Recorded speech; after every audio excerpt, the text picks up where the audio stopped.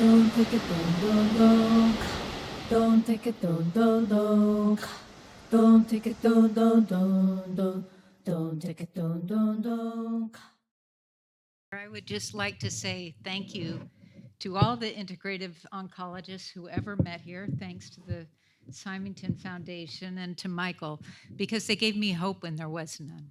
As a volunteer with Healing Circles Langley, I've spoken with hundreds of cancer patients, and I've been really struck this last fall by the number of patients who did not go with the first doctor, treatment, or medical center that they went to. And this had surprising and significant results. They'd had fewer operations, they had less removed, they had even been able to graduate from hospice. And so I asked them, how did you come up with this decision to move?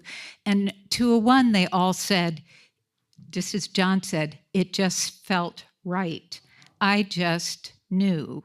So how many of you have ever faced a major medical decision and somehow had a moment of clarity where you just knew you had to do something different? I'm in a friendly crowd, so thank you for that. And how many of you have made a major life decision by just knowing? Yes, there we go. So this happens to us, and yet we don't often share that process of what just knowing looks like. And so today I'm going to tell you 3 stories. The first is my story, how inner guides have helped me get through 19 years of a 3-month prognosis of stage 4 lung cancer. And I'd like to tell my husband's story, who had inner guides who helped him die from glioblastoma, but had tremendous emotional and spiritual healing along the way. And then I'd like to tell you our story of what happened after he died, and I'll let you judge what the heck category that falls into. And I hope we can all share our stories this weekend and get our own sense of what this voice sounds like. So in 2006, I was diagnosed with lung cancer. There we go. And I was 54 years old, and I had never smoked. It was stage 4, and it had already spread to both lungs, my mediastinum, 3 in my brain, and around my heart. So it was a real prognosis. And it would be 3 months if I didn't do anything, and maybe 9 if I did. Now, I clearly wasn't listening, because I asked him, well, what are the odds of my being able to see this beautiful baby granddaughter enter kindergarten? And he said 1%. So I went into my shock, of course, but I woke up in the morning and said, well, then how do I get into the 1% club? The 1% club has its own rules. It's a plunge into uncertainty and the unknown, and it's also liberating. In my outer world, I began looking for 99 solutions. Since the finest left brains in the country didn't have an answer, I turned to my right brain, to intuition. And I asked myself in every moment, does this make me feel better? Feeling like if I could string enough betters, I wouldn't be getting worse. This is the logic that ruled there. And as I practiced, though, my intuition became, at first it was very blunt.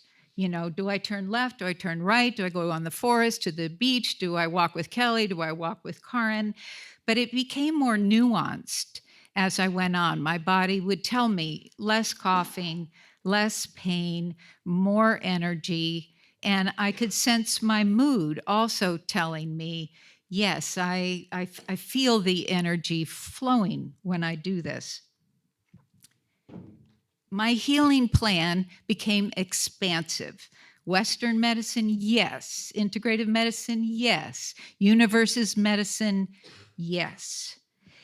And surprise, I noticed that love and joy made me feel the best. And so I woke up every morning with a new question, which was, where will I find love and joy today? And everybody around me was glad to know that it was not just them that had to provide that, but that actually I could find that source of love within me. I'm only going to share today one of the lines, the line about the inner conversation. But anybody's welcome to ask me about any of the other dots at any time. The night after my biopsy, in a very twilighty kind of place, I had a meditation. And I saw a woman lying on the tarmac in the dark with a giant boulder on her chest. And I rushed to her to get under that boulder with her to hold her while we waited for the emergency helicopters to arrive. And springing out around us were 12 women. And they said, "We are the healthy organs of your body, and we will wait with you." I returned every night and saw the images of a central healer and lung woman, as I called her, getting better, even though all of my diagnostic tests were progressively worse. 1 week later, on May 4th, my doctor started me on Tarceva, a targeted therapy for lung cancer that was newly off trial, in fact, just 2 weeks. The drug was palliative. The trial participants had only had a 2-month survival gain, and it wouldn't be approved for first-line defense for 7 years. Genetic testing wasn't yet available. My doctor's choice was intuitive, based on how relatively healthy I looked and the fact that I wasn't a smoker. Buoyed by Andrew Weil's spontaneous healing, I kept returning to the inner world. Now, I think everyone has their own language for how we communicate with our bodies, and some elements we all share. For me, I was trained as a choreographer, so I saw dancers. And although I wasn't trained in any kind of meditation, every night I put on headphones, put on classical music, and watched. And the snapshots moved from lung women on the other women that were on some kind of scale I could relate to, down to the cells.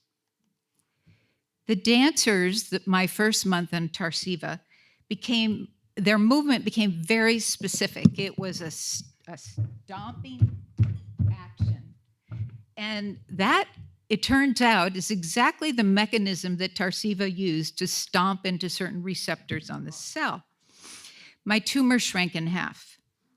In June, all the stomping on the cells released bubbles, which looked like a picture of apoptosis or cell death that I saw on a newsstand in the airport. The dancers then brought in poles because they thought it was critical that all of the cells or blebs that were dead were removed.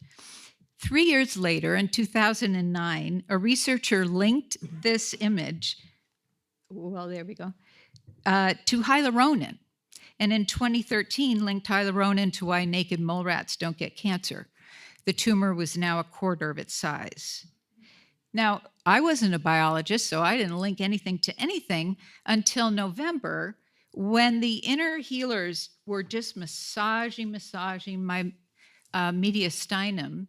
And 3 weeks later, the CT showed the cancer had left the mediastinum. Now, sometime in all of this period, I also had listened to Martin Rossman's everybody's nodding. I mean, what a beautiful, beautiful visualization he did of a healing gland. Now, it was really easy for me to get to the healing gland, and within it was that central healer that had shown up at the very beginning. And so I called her my goddess. And she was the source of total love, total forgiveness, and total compassion.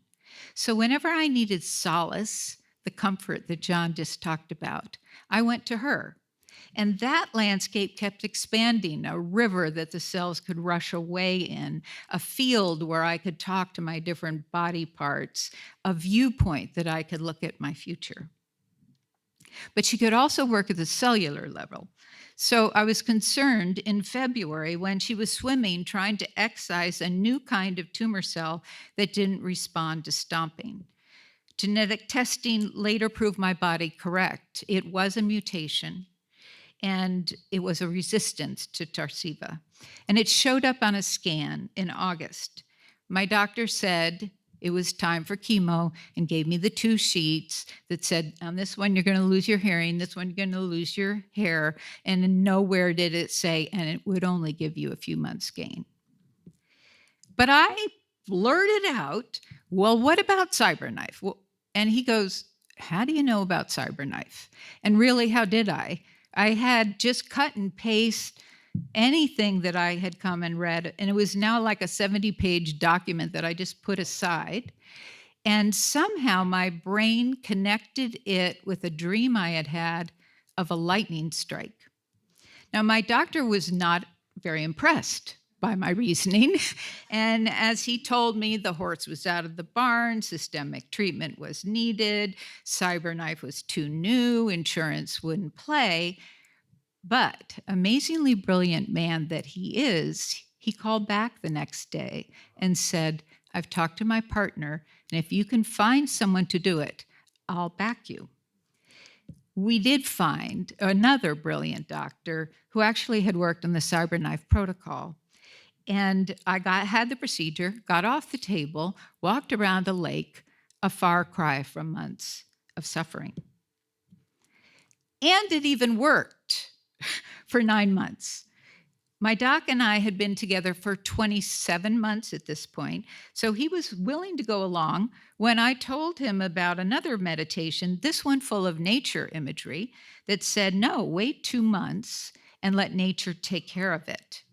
Again, we repeated scans frequently just to be safe, but Kelly and I rode the twin horses of Reiki and Qigong to another 9 months. CyberKnife, 100,000. Qigong and Reiki classes, 1,000. You decide.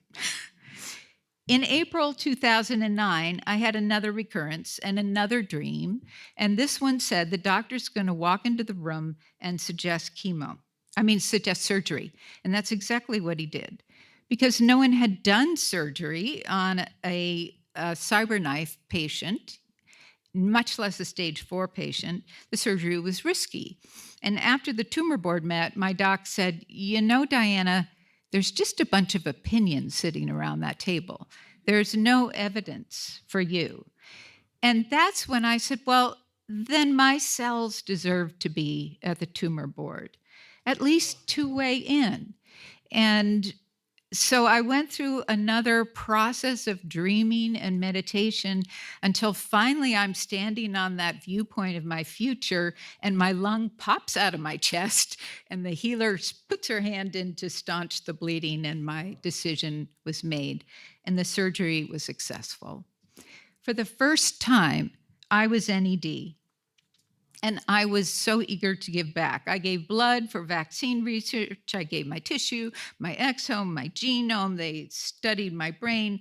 And I even went to Genentech to show them my imagery.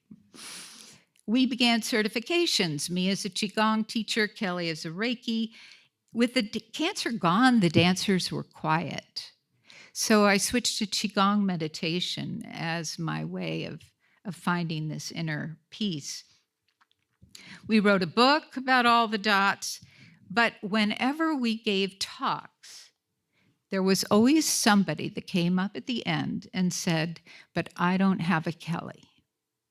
I don't have anyone. Can I get well if I don't have the kind of support that you have? Now, Kelly and I knew that we didn't have a prescription for cancer, but we did know we could provide social support. So we founded Healing Circles. And because I've spoken many times with Michael about that, and I spoke with Robin on UK radio, I'm not going to talk about Healing Circles today, but feel free to come up after. But we weren't yet done with cancer. 2 months after the idea, Kelly got cancer. He had kidney cancer. It was stage 1. Surgery was necessary. Now, it often involves a lot of bleeding, so we had to give 2 pints of his blood that they expected to use. But he had read a study that we had found that patients bleed less if their surgeons tell them not to. So Kelly figured, well, I can do that too. He told his cells not to, and he didn't need any blood. After surgery, he used a technique we'd learned from Norman Deutsch's book, The Brain That Changes Itself. And Kelly visualized shutting the pain off at the pain gate and was off meds the next day. The next year, in 2015, the same year we opened Healing Circles Langley, it was my turn again. That missing lesion in my brain was back. Gamma knife was still the best solution, but I was completely reluctant. And it turned out that was justified. The only guidance I got was to not use steroids. I had terrible headaches. I came to this conference. Mark and Keith told me boswellia, and I visualized ice water running through every fold in my brain, and it took 3 months, but I was able to avoid the steroids. Now, Kelly and I knew that we'd learned a lot, but we also knew we didn't know a lot. My story was not a prescription, but we told it in the hope that it might help somebody. In our story, I was the patient and Kelly was the caregiver. I would die first. He would be the one left alone. But then our roles were reversed. Kelly was diagnosed with glioblastoma. I would be the caregiver in a role that would ultimately require me to literally walk every step home with him. Kelly's medicine cabinet was also rich and had its own set of dots. And again, I'm only going to focus on his inner world. He already believed in its power because he'd seen me. He already knew how to talk to his cells to avoid bleeding during surgery and minimize pain, and he used the same technique to minimize nausea. He had a rich and vivid setting, the inside of a farmhouse that was like Harry Potter's room of requirement. It started with a monster in the attic a month before diagnosis. The setting grew to include the whole house with a wraparound porch and swing, and after surgery, an expansive lawn, a lake with alabaster sailboats, and an amethyst cliffs. He had guides who emerged to help him with each challenge of the cancer's treatment and progression. They transformed. He released the monster in the attic, and he became his central healer, a figure like the shape of water that he called Kiki. Most of the others, though, were kids. Here's this big threat to his life, and he's having guides that are kids because he's a great grandfather and he knows how to snuggle them under his arms.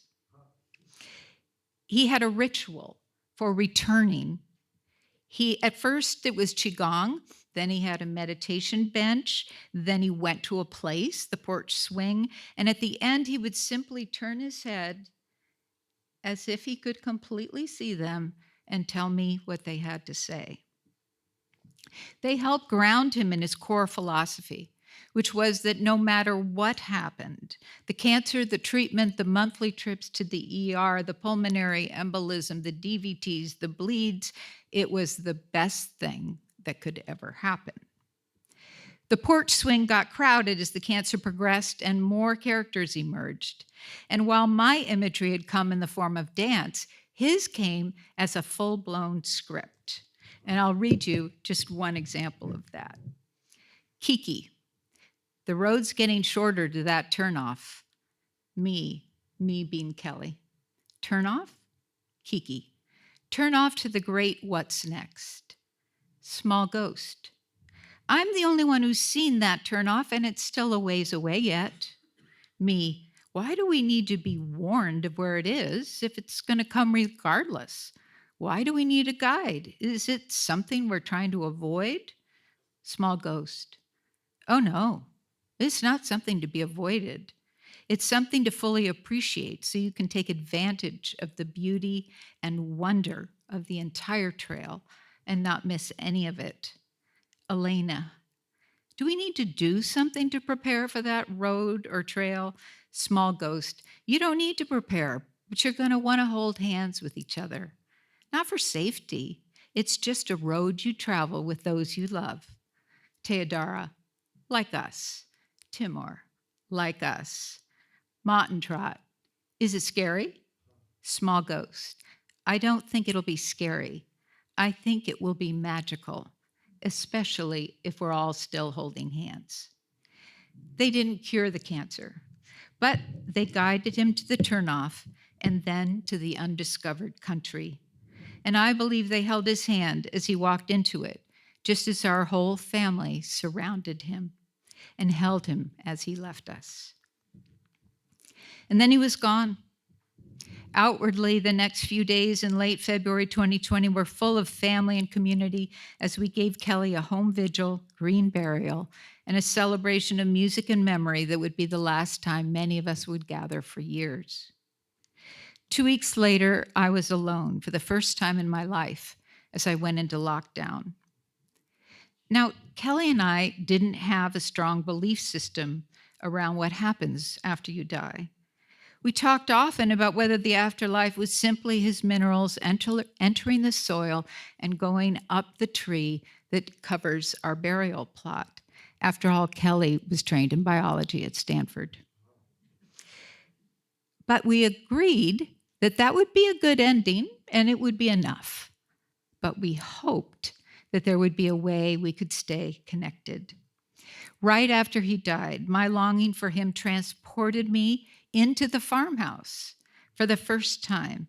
And the whole gang was gathered there on the long couch, and they welcomed me right into the center. And I felt such love and support for them. They got me through that moment. In another moment of grief, I found myself back there, but the living room was empty, no furniture, no farmhouse gang. Kelly came through the door and hugged me, and we just hugged and hugged. And when it was over, I asked him, where's everybody else? And he said, they were busy. The third time, I could only make it to the edges of the farmhouse lawn. I could see the lawn and the dock and the lake, and I longed to dive into it. But I kept to the edge. It felt like they were all busy, and I didn't want to intrude. Now, I have felt connected to Kelly in many other ways since then, but I'd like to tell you a particularly dramatic connection. 2 years ago, my cancer returned again in my brain, and in the time since my last recurrence, they had found somebody else in the world like me who had had Gamma Knife and then had been on Tarceva for a long time. And that person, or those 2 people, had had the same runaway radiation effect I had. So the doctor said, you've got to go on steroids. The Gamma Knife system had also improved. Instead of having a frame screwed to my skull, I now had a mask that had a sensor on the nose, and they monitored whether or not I moved, and if I moved too much, the system would shut down. So when the radiation oncologist left the room, he said, don't move, don't move, don't move. Machine whirs up, and suddenly I feel Kelly's presence behind me, keeping me still. And he gives me the Reiki treatment that he always used to, and everywhere he touched, my body would feel warm. And then suddenly, I felt this river of shimmering light come down, with Kelly's face coming in and out of focus. This is a river of love between us, I said. And he said, yes. And then I realized, you want me to come with you, don't you? I couldn't understand how Kelly could have any desire at that point. But I said, I'll go with you. And he said, no, it's not your time. You have lots of work left to do, and time is different for me. The machine ended, and the radiologist comes running into the room with his phone outstretched with the monitor of how much I'd moved. And he goes, I've never seen this before. You never moved off the baseline. Do you meditate? And I go, sort of. So I didn't understand why I'd had what seemed like a near-death experience in a gamma knife machine, because it's not life-threatening. But I realized 3 months later why, and that was because the steroids gave me myopathy. And there was a moment I'm on the couch, and I have no opinion on whether or not I lived or died.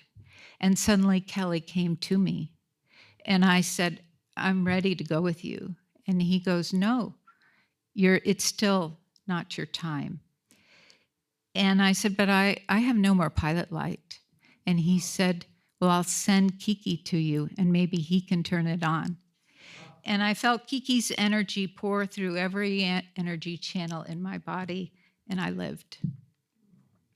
Now, where do we go from here? I don't know that that's even a relevant question, and we could ask any of these questions in a practical way, or we could just ask the much bigger questions these stories raise when we leave our biomechanical mindsets and crawl out to a wondrous world. I look forward to hearing from you. To close, Rumi said, when you do things from your soul, the river itself moves through you. Freshness and a deep joy are signs of the current. We both found deep joy and delight in our inner worlds. We were astonished, and we found comfort and solace. So I'm going to leave you with a final story. A hummingbird had kissed Kelly on the ear when he was on the porch swing. And so he said if there was a way for him to come back, it would be as a hummingbird. Now, I've had lots of encounters with hummingbirds, and if they're unusual, I do think they're Kelly. But most of the time, hummingbirds are hummingbirds doing hummingbird things. So I'm going to get my cup of coffee at my favorite place, and it's very tiny. You order inside, you go outside, there's a window, and they call you when your drink is ready. And I see a hummingbird on the little bush nearby, and I say, are you the first hummingbird of the summer, or are you Kelly? And over the loudspeaker, Kelly, your drink is ready. Kelly. Thank you.